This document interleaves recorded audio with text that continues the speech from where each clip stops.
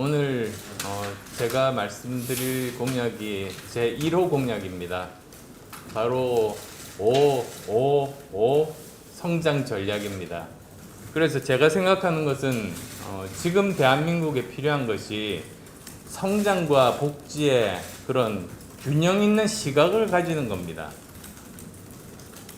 열심히 우리가 앞서 나가야 되지만 이제는 소외된 사람도 그냥 두면 안 되는 시대입니다. 제일 첫 번째 비전이 과학기술 중심 국가가 되는 것이 제가 지금까지 설명드렸던 전 세계의 지금 흐름, 역사적인 이런 인류 문명사적인 대전환기에 우리나라가 가야 되는 길이다. 다른 선택을 할 수가 없다. 저는 그렇게 말씀드립니다. 그렇게 해서 우리가 백신 주권 국가, 또 인공지능 선도 국가, 반도체 패권 국가, 우리는 될 수 있습니다. 그것이 우리가 나아가야 될 비전이라고 생각합니다. 산업화 시대를 넘고 민주화 시대를 넘어서 그 다음 선진화 시대로 가야 되는 그 시대의 교체를 위한 가장 중요한 기반이 이렇게 과학기술 중심 국가가 되는 거라는 말씀 드리겠습니다. 먼저 정부 조직 개편입니다. 저는 이 일의 사안의 중대성에 비춰서 우리는 이제 과학기술 부총리가 관련된 모든 분야를 관장을 해서 우리나라를 끌고 가야 된다고 생각합니다.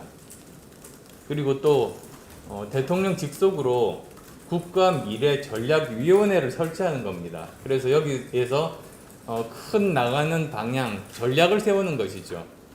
실행은 각 부처에서 하는 것이고 전략은 이 위원회에서 세우되 정부가 주도하고 민간이 이렇게 끌려가는 그런 형태가 아니라 여기서는 민간이 주도하고 이제 정부가 도움을 주는 그런 형태의 위원회를 설치해서 운영을 하는 것이 옳은 방향이다. 그렇게 생각합니다. 또한 청와대 내에 과학기술 비서관을 수석 비서관급으로 격상시켜서 과학기술 수석 비서관이 또 이런 전체를 잘 아우르는 역할들, 도와주고 지원하는 역할들을 하게 할 겁니다. 그리고 또한 빼먹을 수 없는 것이 국가 데이터 개방이 필요합니다.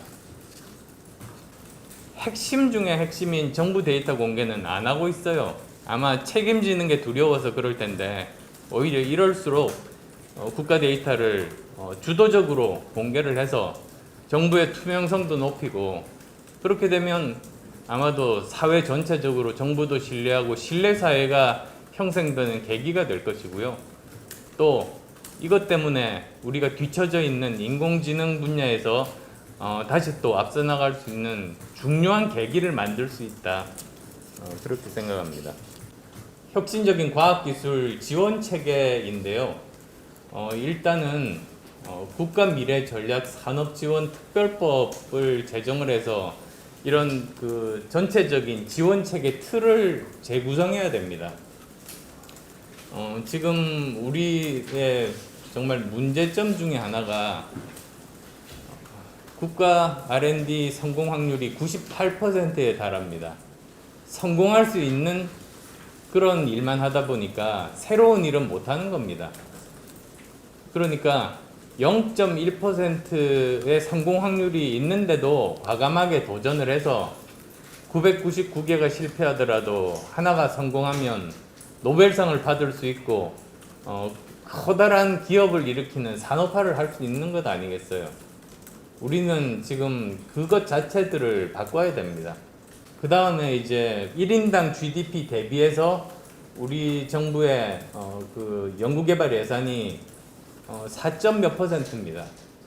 그걸 5%대로 하면 세계 1위가 될 겁니다. 그리고 제가 말씀드린 초격차 분야에 대해서는 2조 원 규모, 이건 뭐 여러 가지로 또 논의를 하면서 바뀔 수도 있겠습니다만 어쨌든 초격차 펀드를 가지고 이런 일을 하려고 하는 사실은 대기업보다는 중소기업 벤처기업이 타겟입니다. 대기업은 충분히 스스로도 펀딩할 수 있잖아요. 근데 중소기업이라든지 또는 사실 대학 연구비라든지 이런 쪽들은 부족하거든요. 그를 위한 초격차 펀드이고요.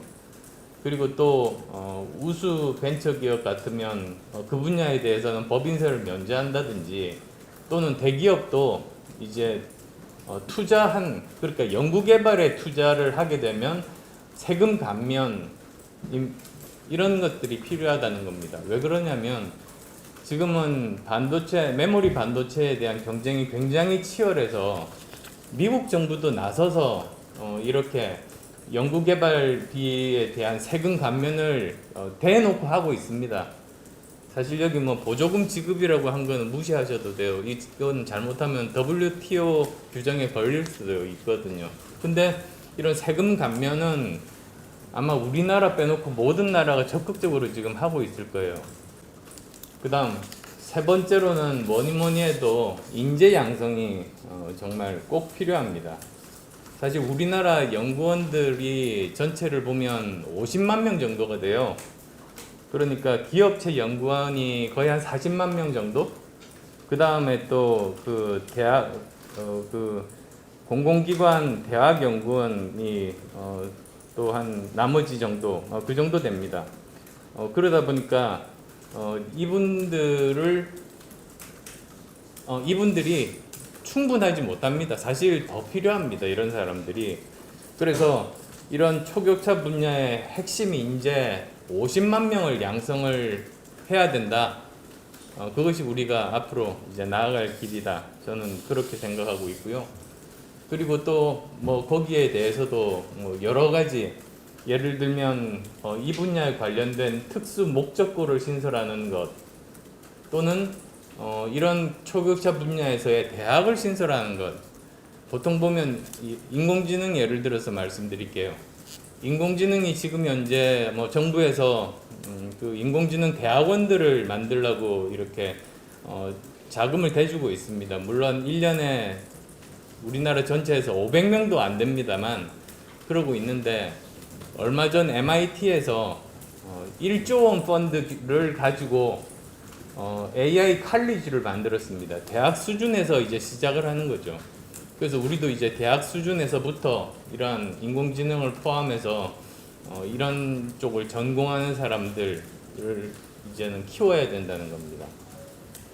그리고 또 전문 연구 요원 군 복무 대체 프로그램도 지금 없앨 계획이지만 사실은 저는 확대하는 게 바람직하다, 그렇게 생각을 하고 있고요. 그러면 나머지 또 군대 가는 사람은 어떡하느냐?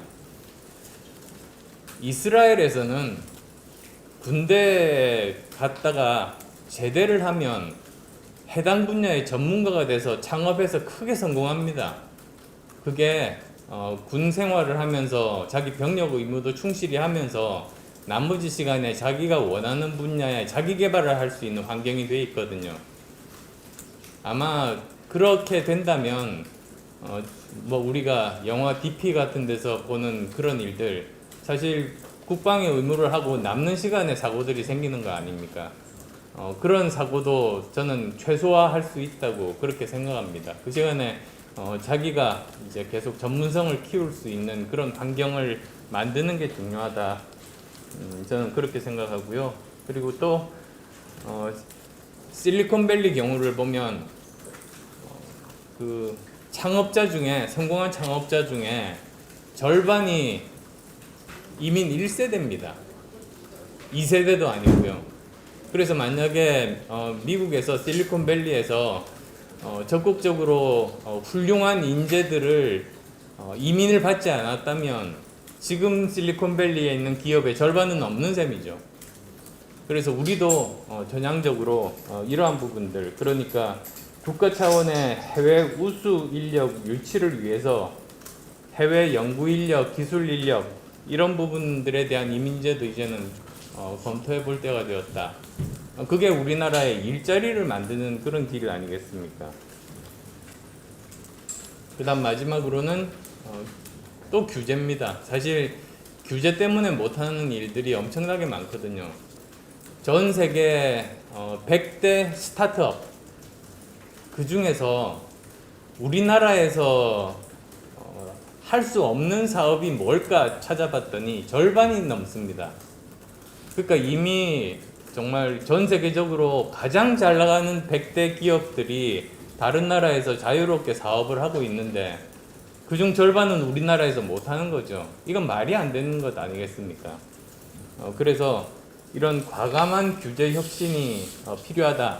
단 규제가 두 가지입니다. 하나는 인간의 생명과 안전을 위한 규제. 그거 철폐하면 안 됩니다. 사람들이 착각하더라고요. 그거는 오히려 더 세심하게 살펴보고 강화할 거는 강화하되 새로운 신산업 분야에 대한 규제는 지금처럼 옥죄면 안 된다. 지금의 우리 규제라는 것이 뭐만 할 수 있다. 파저티브 규제거든요. 그러니까 새로운 시도는 아예 못해요. 지정된 것만 할 수 있으니까. 근데 이걸 이제 네거티브 규제로 바꿔야죠. 이것만 안 하면 나머지는 다 허용하는 것.